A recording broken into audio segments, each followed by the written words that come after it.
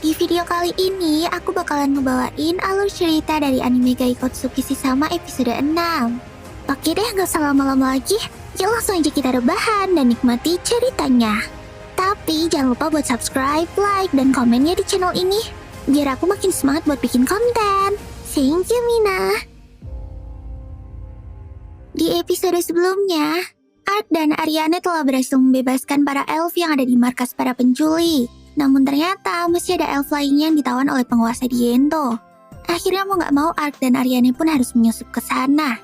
Singkat kata, mereka pun sukses membebaskan para elf tersebut dan mendapatkan bukti kontrak budak yang menunjukkan bahwa para manusia telah melanggar perjanjian mereka.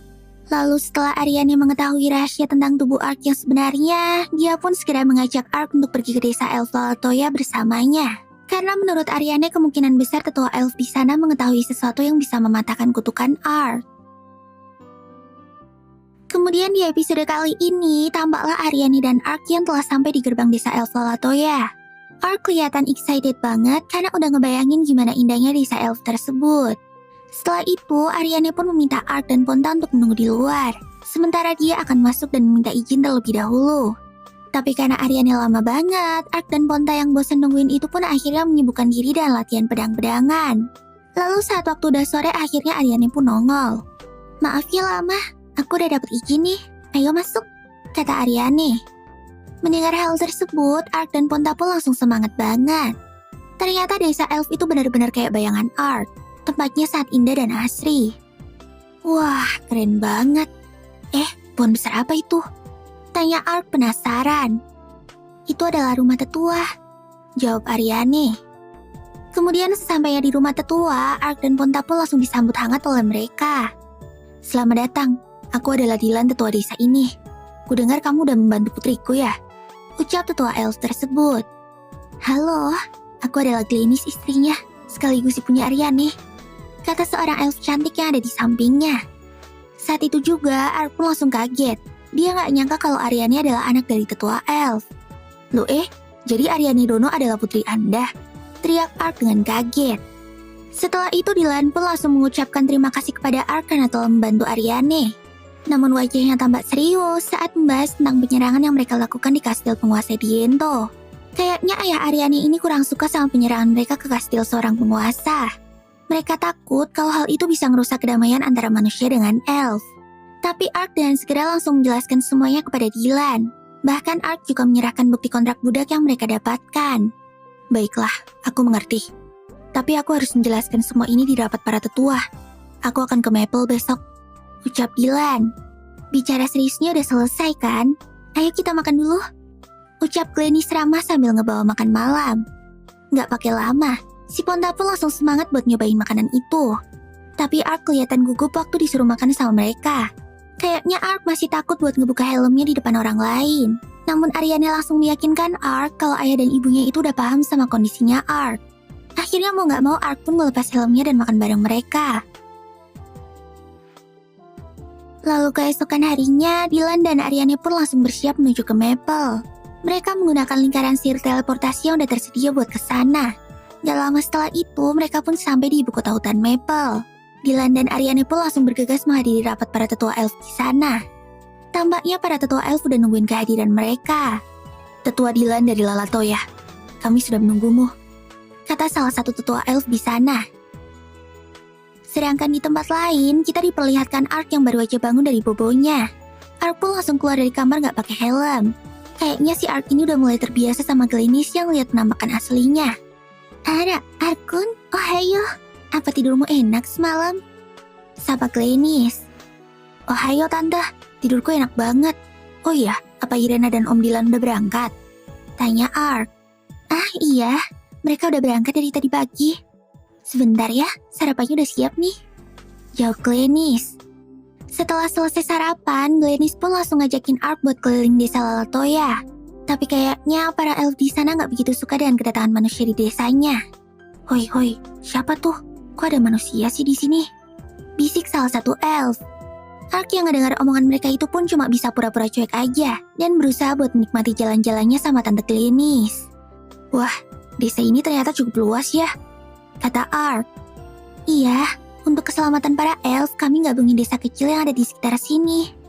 Jadi, sekarang jumlah penduduk Lalatoya sekitar 4.000 orang.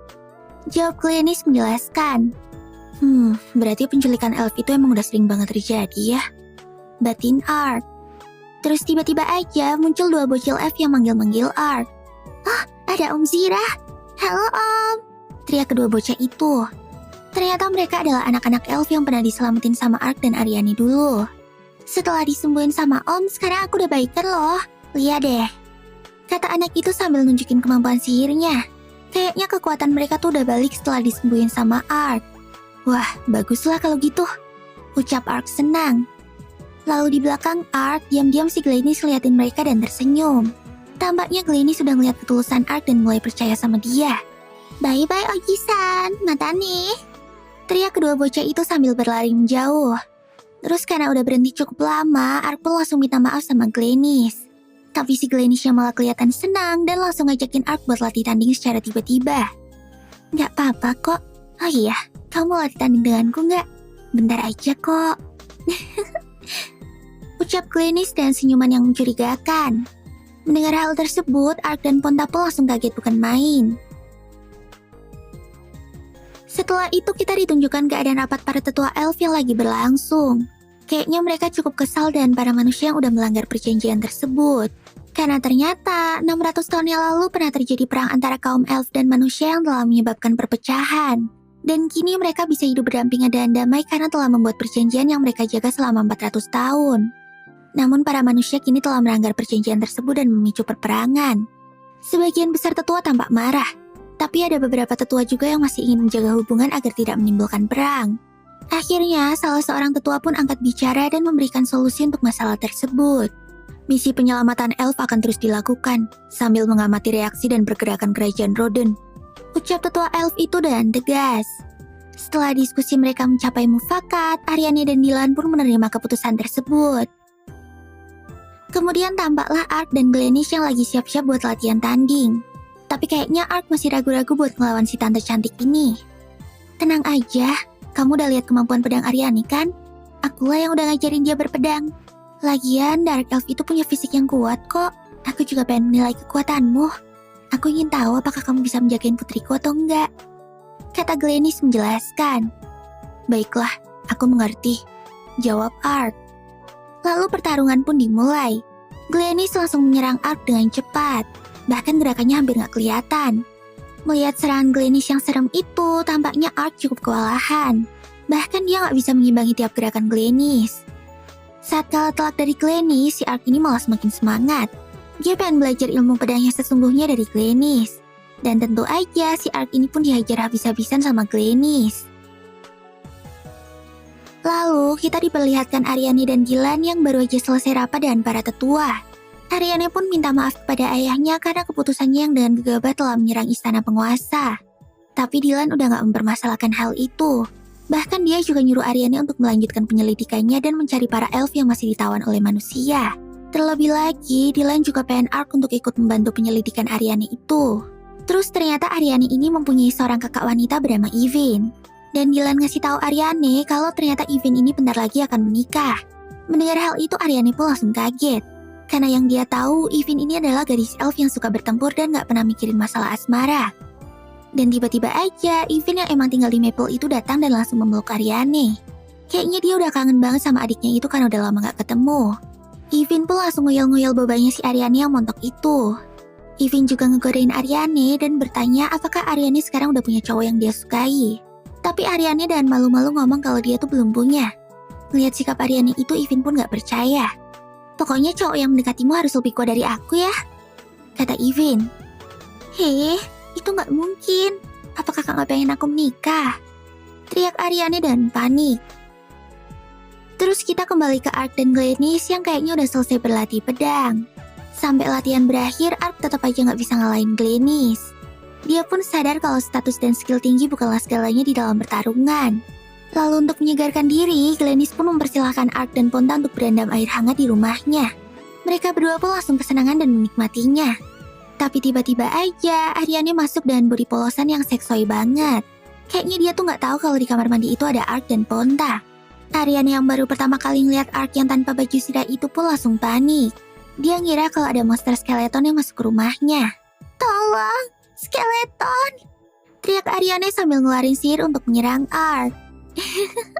Kasian banget deh Ark. Udah dibantai pakai pedang sama mamanya, sekarang disihir sama anaknya. Hehehe. Kemudian saat makan malam, Dylan meminta Ark untuk tetap membantu Ariana menyelidiki kasus penculikan elf. Dan sebagai bayarannya, Dylan akan ngasih info soal mata air yang bisa menghilangkan kutukan. Dylan ngerasa mata air itu bisa menghilangkan kutukan tengkorak Ark tersebut.